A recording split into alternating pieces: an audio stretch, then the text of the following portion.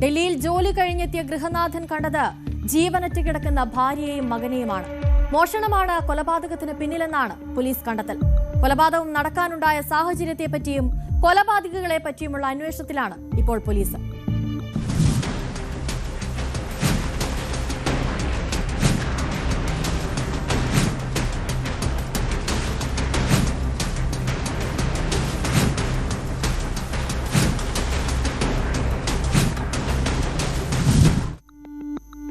തെക്ക് കിഴക്കൻ ഡൽഹിയിലെ ഗോവിന്ദ്പുരി പ്രദേശത്ത് ഇന്ന് പുലർച്ചെയാണ് ഈ കൊലപാതകം നടക്കുന്നത്.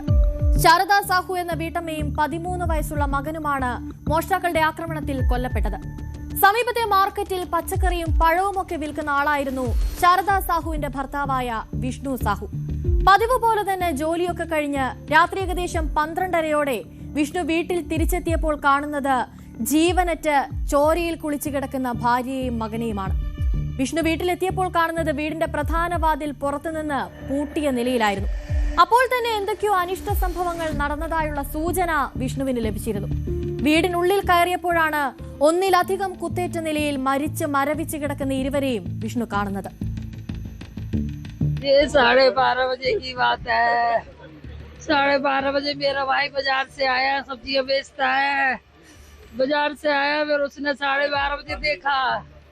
12:30 बजे देखा तो पहले बाहर से कुंडी लगी थी, फिर उसने कुंडी खोली तो खोल के किचन है इनकी, किचन में दोनों को मर्डर कर दिया, गले काट दिए थे दोनों के, वहाँ पड़े थे। फिर वो मेरे को फोन किया उसने कि सबसे पहले मुझे बोला कि दीदी जल्दी आए, दोनों को मार दिया है। फिर मैं आई हूँ यहाँ पर। मेरे भाभी का मर्डर कर दिया और भतीजे का मर्डर कर दिया, और घर में जितने सामान थे सब लोग लूट के ले गए। सोना वगैरह था और 8-10 लाख रुपए कैश था, वो कमेटी उठा के भाई ने रखी थी, वो सब लेके। और करीब हमारे भाई का फोन आया 1 बजे की हमारे पास कि घर पे ऐसे बात हो गई है, तो हम संग में से भगते हुए आए हैं। तो हमने देखा था भाभी और भाती हमारे दोनों खत्म मिले थे। लड़की की उम्र 13 साल है और भाभी की उम्र करीब 45-46 करीब होगी। സംഭവം നടന്ന പുലർച്ചെ 1:15 വിഷ്ണു പോലീസിനെ വിവരം അറിയിക്കുന്നത്. പോലീസ് എത്തി നടത്തിയ പരിശോധനയിൽ വീട്ടിൽ മോഷണം നടന്നതിന്റെ തെളിവുകൾ അവർ കണ്ടെടുത്തു. വീട്ടിലെ അലമാരകളിൽ നിന്ന് പണവും ആഭരണങ്ങളും നഷ്ടപ്പെട്ടിട്ടുണ്ട്. മോഷണത്തിനിടെ നടന്ന കൊലപാതകമാണെന്നാണ് പോലീസിന്റെ പ്രാഥമിക നിഗമനവും. ക്രൈം സംഘവും ഫോറൻസിക് സംഘവും സ്ഥലത്തെത്തി കൂടുതൽ തെളിവുകൾ ശേഖരിച്ചു. കൊലപാതകം, കവർച്ച എന്നീ കുറ്റങ്ങൾ ചുമത്തി പോലീസ് കേസെടുക്കുകയും ചെയ്തു. കൂടാതെ മോഷ്ടാക്കളെ കണ്ടെത്താനായുള്ള അന്വേഷണവും ഇപ്പോൾ പോലീസ് ആരംഭിച്ചിട്ടുണ്ട്. भाई हमारा सब्जी का काम करता है, घर पे कोई था नहीं, दोनों थे, माँ बेटे दोनों थे। तो कोई बंदा आया था, भाई लूट मार से ही आया है। जब ही मारा उनने कोई पहचान लिया, तो पहले माँ को चाकुओं से मारा है, फिर लड़के को मारा है।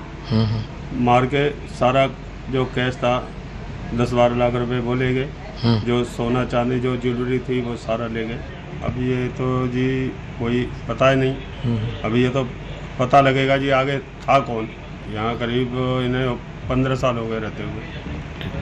अपना खुद का मकान है, कोई ये नहीं किसी से, जहाँ तक है किसी से कोई दुश्मनी नहीं जी, लड़ाई झगड़ा किसी से नहीं, सबसे मिल के रहते थे, निरंकारी थे। अपने ये कौन सी जगह है? ये गोविंदपुरी गली नंबर 10। ഈ കൊലപാതകത്തിൽ വൈകാതെ തന്നെ ഒരു തുമ്പ് കണ്ടെത്താൻ പോലീസിന് സാധിക്കുമെന്ന് നമുക്ക് പ്രതീക്ഷിക്കാം. മോഷ്ടാക്കൾ പോകാനിടയുള്ള സ്ഥലങ്ങളും സ്ഥലത്തെ പ്രധാന ക്രിമിനലുകളുടെ അടക്കം സംശയനിഴലിൽ നിർത്തിക്കൊണ്ടാണ് ഇപ്പോൾ അന്വേഷണം പുരോഗമിക്കുന്നത്.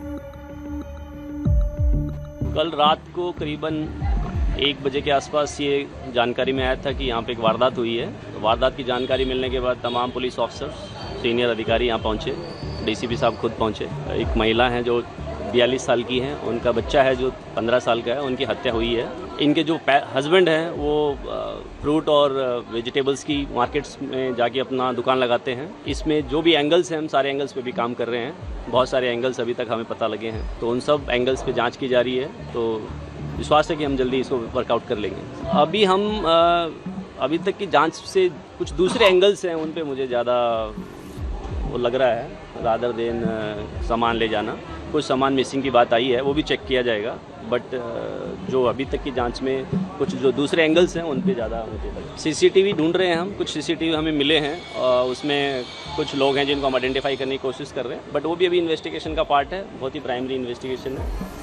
जो खास बात ये है कि जो एंट्री हमें लग रही है वो फ्रेंडली लग रही है। शायद एक आदमी है या मैक्सिमम 2 आदमी हो सकते हैं जिसने घटना को अंजाम दिया है। जैसा कि मैंने बताया कि बहुत सारे एंगल्स पे हम काम कर रहे हैं, उसमें एक ये बहुत महत्वपूर्ण कड़ी है कि जो एंट्री है वो फ्रेंडली लग रही है। ഇത് ആസൂത്രിതമായി നടത്തിയ ഒരു മോഷണമാകാമെന്ന സംശയവും നമുക്ക് തള്ളിക്കളയാൻ സാധിക്കില്ല.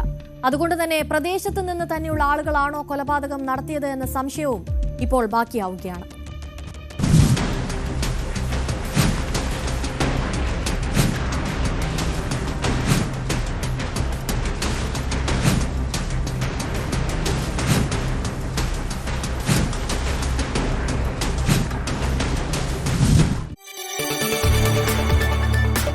കൂടുതൽ വാർത്തകൾക്ക് news 18 Keralam YouTube channel subscribe ചെയ്യുക.